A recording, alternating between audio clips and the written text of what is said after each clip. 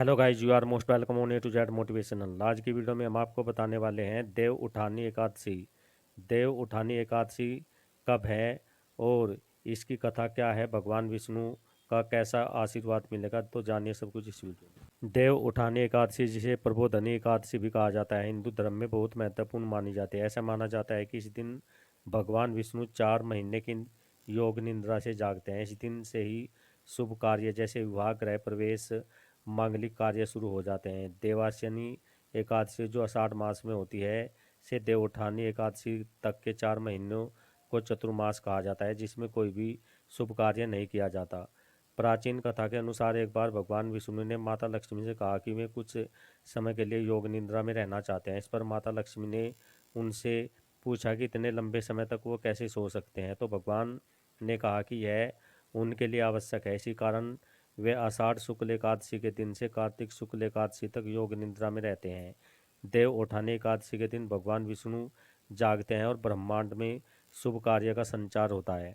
एक अन्य कथा के अनुसार राजा बाली ने भगवान विष्णु से वरदान में अपने साथ रहने का वचन लिया था। भगवान विष्णु ने अपने वचन का पालन करने के लिए उसे यह वरदान दिया, लेकिन इस कारण उन्हें अपनी पत्नी माता लक्ष्मी से दूर रहना पड़ा। माता लक्ष्मी ने इस समस्या के समाधान के लिए भगवान से प्रार्थना की। तब भगवान विष्णु ने उसे समझाया कि वे 4 महीने राजा बलि के साथ रहेंगे और शेष समय अपने धाम में। इसी के बाद से 4 महीने की योग निद्रा की परंपरा का आरंभ हुआ। देव उठानी एकादशी का महत्व है। इस दिन को विवाह और अन्य मांगलिक कार्यों की शुरुआत के लिए शुभ माना जाता है।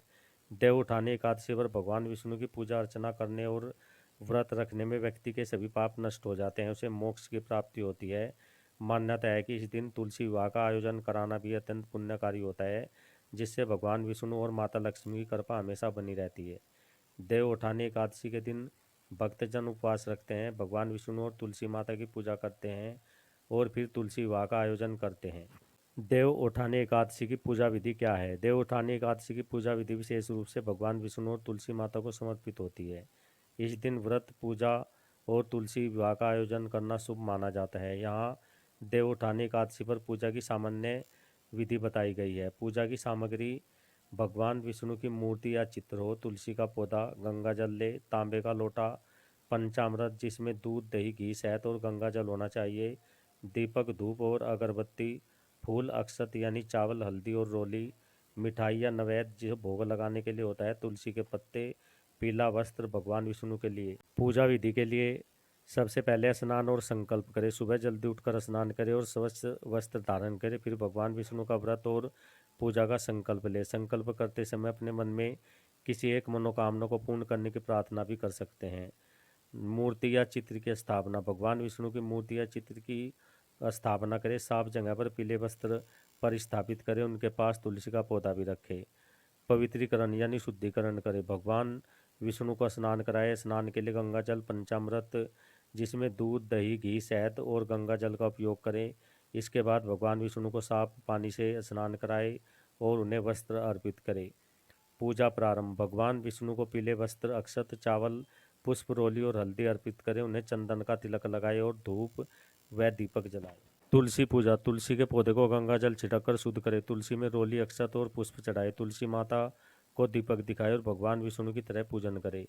तुलसी विवाह: देव उठानी एकादशी पर तुलसी और शालिग्राम का विवाह करने की परंपरा है। तुलसी विवाह के लिए तुलसी के पौधे को सुंदर वस्त्र पहनाए और भगवान विष्णु यानी शालिग्राम के साथ विवाह की तरह पूजन करे।